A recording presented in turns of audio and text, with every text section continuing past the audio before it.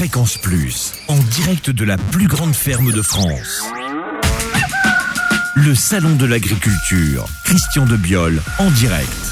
Nous sommes dans un endroit très sollicité du salon, on est à l'entrée du hall 1 et juste à côté de nous, il y a Fine. Bonjour Clémence, vous nous présentez Fine. Fine, c'est une vache de race bretonne Pied Noir, on est très fiers qu'elle soit là parce que c'est la première fois qu'elle est à l'honneur. C'est une vache d'un GAEC d'une ferme en fait qui élève les bretonnes Pied Noir pour leur lait et qui transforme tout le lait à la ferme, qui fait des fromages, du goël, du beurre, de la crème à partir de ce lait d'une race rustique qui revient de loin. Alors quelles sont les caractéristiques de cette race ?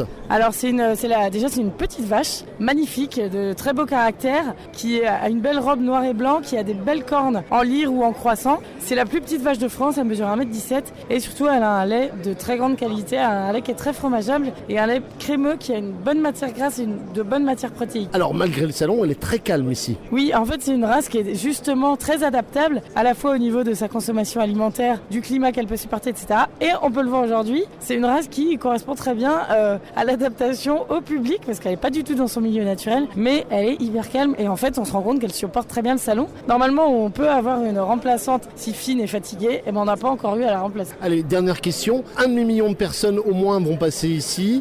Quelles sont les questions principales qu'on vous pose ? Bon, actualité oblige, on parle beaucoup de politique, on nous parle quand même beaucoup de la race, c'est une race qui est très peu connue, donc on nous pose beaucoup de questions sur la race, qu'est-ce que c'est la bretonne Pied Noir, pourquoi une race rustique, pourquoi une race locale. Les éleveurs sont très questionnés sur qu'est-ce qu'ils attendent des hommes politiques sur l'agriculture en général. Et puis évidemment, les grandes questions, c'est Fine. Où est-ce qu'elle est élevée ? Qu'est-ce qu'elle mange ? Est-ce qu'elle est gentille ? Voilà, on nous parle quand même pas mal de Fine aussi, quoi.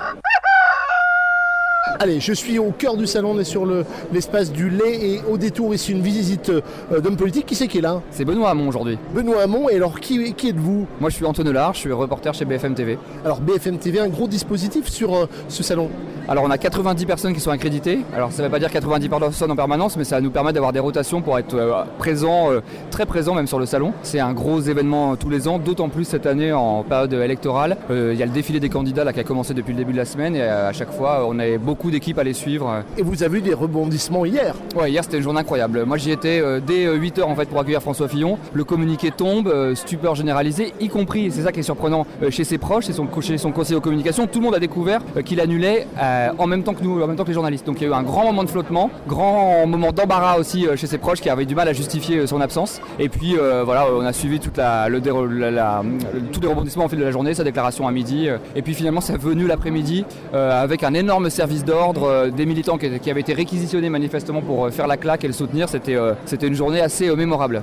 Allez, dernière question, qu'est-ce qui vous a le plus étonné sur le salon de cette année ? Non, ce qui m'a étonné et favorablement étonné, c'est que je trouve que les agriculteurs qui sont présents, malgré leurs difficultés, ils ont à cœur de partager leur passion, leur métier, et c'est des gens qui sont passionnés par ce qu'ils font, et donc dans les échanges qu'on peut avoir avec eux, c'est toujours extrêmement enrichissant parce que ils adorent ce qu'ils font, et ça, je pense que pour eux aussi c'est une bonne bouffée d'oxygène, ça leur permet de parler de leur passion, de leur métier, au-delà des difficultés sur lesquelles on les interroge à longueur de temps. Donc ça c'était intéressant, surtout les premiers jours du salon quand ça n'avait pas encore vraiment commencé. Là on a eu davantage l'occasion d'échanger avec eux puisqu'on n'était pas en train de courir derrière les hommes politiques. Voilà. Merci à vous. Merci beaucoup.